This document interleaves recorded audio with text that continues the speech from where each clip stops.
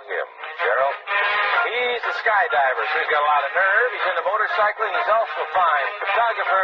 Say hello to Rodney Alcala. Rodney, come on and say hello. Congratulations, Rod. You did it with the one answer. Well, as far as I can see, Cheryl and Rodney, it looks like the two of you may be involved in some sort of racket. So we're going to have you take to the court. First, you'll have fun playing tennis. Thank you, Rodney. Thank you. Okay. You can go.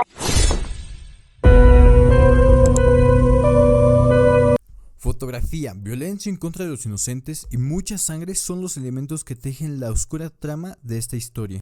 Rodney Alcala, un hombre cuya vida parecía estar llena de promesas, terminó convirtiéndose en uno de los asesinos en serie más notorios de Estados Unidos.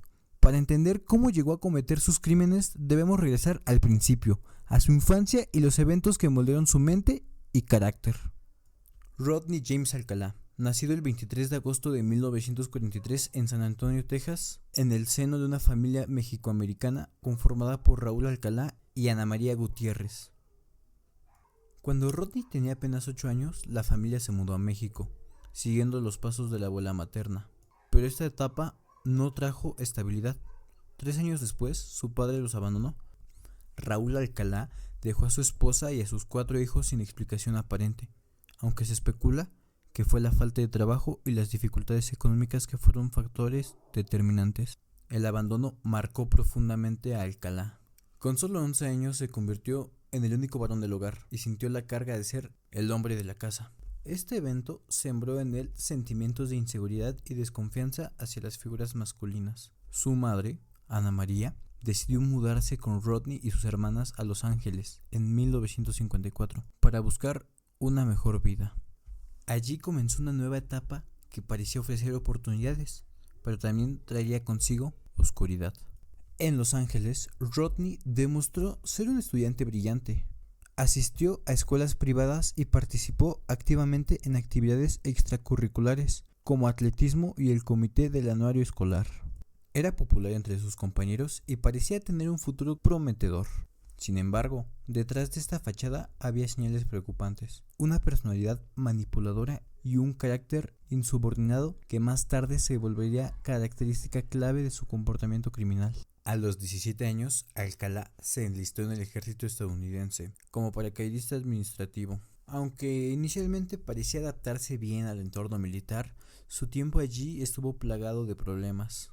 En 1964, Alcalá sufrió un colapso nervioso. Esto lo llevó a abandonar su puesto sin permiso y a regresar a casa haciendo autostop.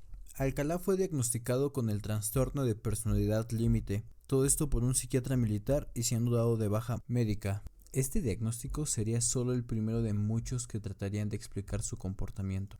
Mira, el trastorno límite de la personalidad es como vivir con un mar dentro de ti, pero es un mar bravo, de estos que cambian de calma a tormenta en cuestión de segundos. Es sentir todo a flor de piel, como si no tuvieras barreras que filtren las emociones.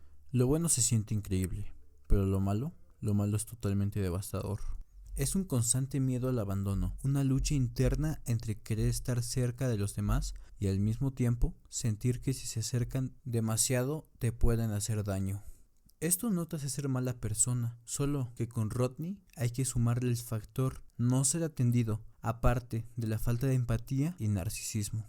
Después de dejar el ejército, Alcalá ingresó a la Universidad de California, en Los Ángeles, donde se graduó en Bellas Artes en 1968. Ese mismo año, Alcalá cometió su primer crimen conocido. Secuestró y atacó brutalmente a Tali Shapiro, una niña de tan solo 8 años. El ataque a Shapiro en 1968 es uno de los episodios más impactantes y reveladores de la carrera criminal de Alcalá, mostrando desde el principio el nivel de violencia y manipulación que lo caracterizaba como asesino serial. La mañana del 25 de septiembre de 1968, Tali Shapiro, una niña de 8 años, caminaba hacia su escuela en Los Ángeles cuando Rodney Alcalá, conduciendo un auto beige sin placas, se acercó a ella. Alcalá, con su carisma habitual, le ofreció llevarla a la escuela. Aunque Tali inicialmente se negó, Alcalá insistió diciéndole que conocía a sus padres. Finalmente la convenció y la subió a su auto.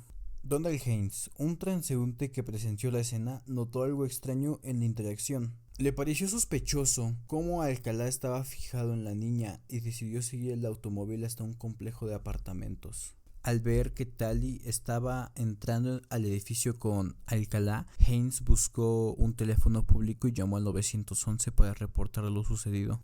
El oficial Chris Camacho del Departamento de Policía de Los Ángeles recibió el aviso y llegó rápidamente al lugar. Tocó la puerta del apartamento donde había sido vista Tali y anunció: «Policía, abra la puerta, necesito hablar con usted».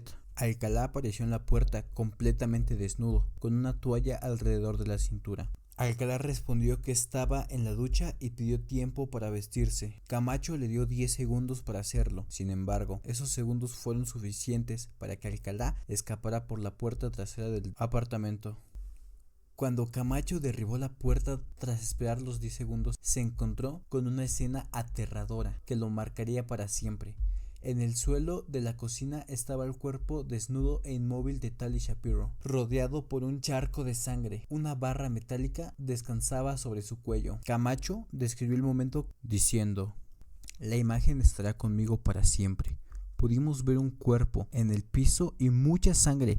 La imagen de su ropa y esa barra de metal con la que la estranguló no se me olvidarán nunca. Parecía demasiada sangre como para salir del cuerpo de una niña de 8 años. Le habían abusado, no respiraba y pensábamos que estaba muerta. Todos lo pensábamos. Ese día igual buscamos por la residencia y encontramos mucho equipo de fotografía. Todos estábamos asombrados por la cantidad de fotografías que tenía de niñas pequeñas. Encontramos una identificación: Rodney Alcalá, estudiante de la Universidad de Los Ángeles». Inicialmente, todos asumieron que Tali estaba muerta. Sin embargo, cuando Camacho retiró la barra metálica de su cuello para revisar signos vitales, escuchó un leve sonido. Tali estaba respirando. «Fue un momento milagroso. Pensé, uno para los buenos. Ella va a sobrevivir», recordó Camacho. Tali fue trasladada de urgencias al hospital en estado crítico. Había sido abusada y golpeada brutalmente. Las heridas en su cabeza requirieron más de 27 puntos de sutura. Estuvo en coma durante 32 días y pasó meses hospitalizada antes de lograr una recuperación física completa. Mientras tanto, Alcalá había escapado por la puerta trasera del apartamento antes de que llegaran los refuerzos policiales. En su ausencia, los oficiales inspeccionaron el lugar y encontraron evidencias perturbadoras, equipo fotográfico profesional y una gran cantidad de fotografías explícitas de niñas jóvenes. También hallaron documentos que identificaban al sospechoso como Rodney Alcalá, un estudiante de la Universidad de Los Ángeles. Alcalá huyó a Nueva York bajo el alias de John Berger y se matriculó en la Universidad de Nueva York para estudiar cine bajo la tutela del famoso director Roman Polanski. Durante este tiempo continuó perfeccionando sus habilidades manipuladoras mientras ocultaba su verdadera identidad. En el verano de 1971, Alcalá trabajó como profesor de arte en un campamento infantil de New Hampshire. Lo que los jóvenes de este campamento decían de Rodney es que era una buena persona, aunque todo esto era una fachada para no levantar sospechas acerca de un crimen pasado. Este campamento era un lugar donde niños y adolescentes podrían desarrollar sus habilidades artísticas en un entorno seguro y creativo. Sin embargo, lo que los participantes no sabían era que su profesor era un fugitivo buscado por el FBI. Aunque Alcalá tenía un buen comportamiento en el campamento, fuera de este, Alcalá seguía con su vida criminal. Cornelia Michelle Creeley fue una azafata de 23 años que trabajaba para Transworld Airlines. Su vida se vio trágicamente interrumpida en junio de 1971, cuando fue brutalmente asesinada por Alcalá en su nuevo apartamento de Manhattan, Nueva York. El 12 de junio de 1971, Cornelia Creeley fue encontrada muerta en su apartamento. Había sido abusada y estrangulada con sus propias medias de nylon. En ese momento, las autoridades no tenían pistas claras sobre el autor del crimen y el caso quedó sin resolver durante más de 40 años. Años después, en 2011, las pruebas de ADN finalmente vincularon a Alcalá con el asesinato de Cornelia Creeley. Dos adolescentes del campamento reconocieron a Alcalá en un póster del FBI que mostraba a los 10 fugitivos más buscados. Inmediatamente informaron al director del campamento, quien contactó a las autoridades del FBI. Al día siguiente, el FBI llegó al campamento y arrestó a Alcalá. Este arresto fue crucial para el caso de Tali Shapiro, ya que Alcalá fue extraditado a California para enfrentar los cargos relacionados con el ataque a la niña. Sin embargo, debido a que los padres de Tali se negaron a permitir que su hija testificara, Alcalá fue condenado únicamente por abuso sexual de menores y no por intento de asesinato.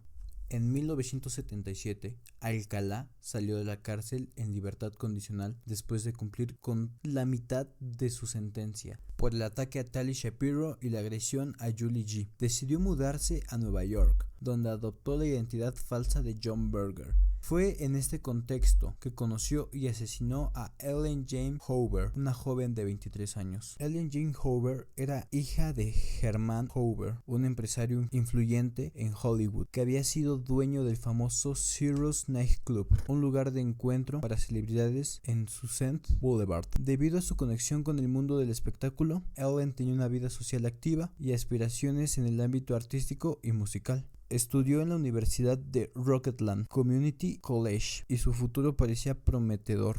Alcalá utilizaba su técnica habitual para acercarse a mujeres jóvenes. Se presentaba como un fotógrafo profesional y ofrecía sesiones de fotos gratuitas para ayudarles a construir un portafolio para modelaje o actuación. Es probable que Ellen se dejara engañar por esa técnica, ya que su familia mencionó que tenía una cita con alguien llamado John Berger el día de su desaparición. El 15 de julio de 1977, Ellen desapareció sin dejar rastro. La última pista que dejó sobre su paradero fue una nota en su agenda donde mencionaba una cita con John Berger. La familia de Ellen presionó a las autoridades para encontrarla y su caso recibió cobertura mediática. Contrataron un detective privado y ofrecieron una recompensa de $10,000 por información que ayudara a localizarla. Sin embargo, en ese momento Nueva York estaba en medio de una serie de asesinatos cometidos por David Berkowitz, conocido como el hijo de Sam, lo que dificultó la investigación de otros crímenes. El cuerpo de Ellen no fue encontrado hasta un año después, en 1978, en los terrenos de la finca Rockefeller en el condado de Westchester. Años más tarde, en 2011, las pruebas de ADN finalmente vincularon a Rodney Alcalá con el asesinato de Ellen Jane Hoover. Al anunciar que John Berger estuvo más bien con Ellen, llamaron a la policía y la policía tenía registrado a John Berger como un apodo o un mote de Rodney Alcalá, pero a la hora que lo entrevistaron, Alcalá dijo que estuvo con ella, pero simplemente tuvieron su sesión de fotos y de ahí en fuera no la volvió a ver. Alcalá fue arrestado y pasó 6 meses en prisión, no por un asesinato, sino por posesión de marihuana. Los policías, que ya sospechaban de él por sus antecedentes, buscaron cualquier excusa para mantenerlo encarcelado, pero no tenían suficientes pruebas para vincularlo con los crímenes. Después de cumplir su sentencia, fue liberado en libertad condicional. Alcalá consiguió un empleo en el periódico Los Angeles Times como compositor tipográfico. Aprovechó las habilidades que había adquirido durante su tiempo en prisión. En este rol se encargaba de asegurarse de que las impresiones estuvieran bien alineadas y que el texto se presentara correctamente en las páginas. Lo más escalofriante de su empleo en el periódico es que durante ese tiempo Los Angeles Times cubría intensamente la ola de asesinatos que él mismo estaba cometiendo. Incluso se reportaban crímenes que posteriormente se le atribuyeron, pero en ese momento aún no era sospechoso principal. Esta ironía es un ejemplo de cómo Alcalá logró esconder su verdadera naturaleza detrás de una fachada de normalidad. Mientras trabajaba en el periódico, Alcalá continuó con su afición por la fotografía, utilizando su talento para acercarse a mujeres jóvenes con la excusa de tomar fotos para un portafolio. En ese tiempo, varias mujeres desaparecieron tanto en California como en Nueva York, y aunque no se sabía entonces, muchas de estas desapariciones estaban relacionadas con actividades criminales. Después de su liberación en libertad condicional en 1977, Rodney Alcalá continuó con su vida en California. Fue en este contexto que participó en el programa de televisión The Dating Game en 1978. Este episodio se grabó el 5 de septiembre de 1978 y se emitió el 13 de octubre del mismo año. En The Dating Game, Alcalá se presentó como un soltero encantador y carismático, ganando el título de el soltero más atractivo. Su participación en el programa fue un momento irónico, ya que en ese tiempo ya había cometido varios asesinatos, aunque Cherry Bradshaw, la mujer que participó en el programa con él, lo eligió para una cita, nunca llegaron a salir juntos. La participación de Alcalá en The Dating Game es un ejemplo de cómo su encanto y carisma le permitieron esconder su verdadera naturaleza. Mientras parecía ser un hombre atractivo y encantador en la televisión, en realidad estaba cometiendo una serie de crímenes brutales en su vida privada. Después de su participación en The Dating Game en 1978, Rodney Alcalá continuó con su vida en California. Sin embargo, su libertad no duró mucho tiempo. El 13 de junio de 1979, Robin Samsoe, una niña de 12 años, desapareció mientras se dirigía a su clase de baile en bicicleta en Huntington Beach, California. Horas antes, un hombre extraño había intentado fotografiarla a ella y a sus amigas en la playa. Este hombre era descrito como alguien con un peinado a lo afro y una cámara, características que coincidían con la apariencia de Alcalá en ese momento. La desaparición de Robin Samsoe generó una gran alarma en la comunidad. La policía comenzó a investigar y el 2 de julio de 1979 encontraron su cuerpo en un remoto barranco de montaña. La huella de un zapato en la escena del crimen coincidía con la de Rodney Alcalá, lo que lo convirtió en el principal sospechoso. El arresto de Alcalá en 1979 fue un momento crucial en su carrera criminal. Fue detenido el 20 de julio de 1979 después de que la policía encontrara una huella de zapato en la escena del crimen de Robin Samsoe que coincidía con la de Alcalá. Esta pista, combinada con otras evidencias, lo convirtió en el principal sospechoso del asesinato. Además, se descubrió que su ADN coincidía con la evidencia de otros 4 asesinatos en el condado de Orange. Estas pruebas lo llevaron a ser arrestado el 20 de julio de 1979. Después de su arresto, Alcalá fue condenado a muerte en 1980 por el asesinato de Robin Samsoe. Sin embargo, su sentencia fue revocada en 2 ocasiones debido a problemas técnicos en los juicios. Finalmente, en 2010 fue condenado por el asesinato de Samsoe y otras 4 mujeres en California. En 2013 también fue condenado en Nueva York por 2 asesinatos adicionales. Alcalá falleció el 24 de julio de 2021 en la prisión de Corcoran, California, a la edad de 77 años. Su muerte fue causada por insuficiencia cardíaca. En ese momento estaba cumpliendo una sentencia de muerte conmutada a cadena perpetua sin derecho a libertad condicional debido a la abolición de la pena de muerte en California. La historia de Alcalá nos obliga a reflexionar sobre la dualidad de la condición humana. Por un lado, tenemos la capacidad para crear y amar, por otro, para destruir y matar. Su caso nos recuerda que detrás de cada sonrisa puede esconderse un secreto oscuro y que la verdadera belleza reside en la autenticidad y la honestidad. El caso de Alcalá también destaca la importancia de la justicia y la prevención. Su capacidad para evadir la ley durante tanto tiempo fue posible debido a las fallas en el sistema judicial y a la falta de coordinación entre las autoridades. Sin embargo, la determinación de las familias de las víctimas y el avance de las pruebas forenses finalmente llevaron a su condena. El legado de Rodney Alcalá es un recordatorio constante de la necesidad de estar atentos a las señales de peligro y de confiar en la justicia para proteger a los inocentes. Su caso ha sido objeto de numerosos estudios criminológicos y sigue siendo un ejemplo de cómo la apariencia puede engañar. La lección que nos deja es la importancia de mirar más allá de la superficie y de no confundir la apariencia con la realidad. En resumen, la historia de Alcalá es un recordatorio sombrío de que a veces lo más peligroso puede estar justo enfrente de nosotros, disfrazado de normalidad. Su caso nos invita a reflexionar sobre la naturaleza humana y a valorar la autenticidad y la empatía en nuestras interacciones con los demás.